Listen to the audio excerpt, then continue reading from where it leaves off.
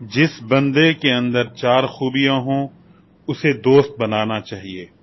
نبی کریم صلی اللہ علیہ وسلم نے اس کی نشانیاں بتائیں۔ نمبر 1، اچھا دوست وہ ہوتا ہے کہ جب تم نیکی کا کام کرو تو وہ تمہاری مدد کرے۔ نمبر 2، اگر تم برا کام کرو تو تمہیں روک دے۔ نمبر 3، جب وہ بات کرے تو تمہارے علم میں اضافہ ہو۔ نمبر 4، جب تم اس کا چہرہ دیکھو تو تمہیں اللہ یاد آ جائے۔ جن میں یہ 4 خوبیاں ہوں تو وہ اچھا آدمی ہے، اسے ضرور دوست بنانا چاہیے۔ حدیث شریف میں ہے کہ دوست دوست کے دین پر ہوتا ہے، اس لیے دیکھنا چاہیے وہ کس کو دوست بنا رہا ہے۔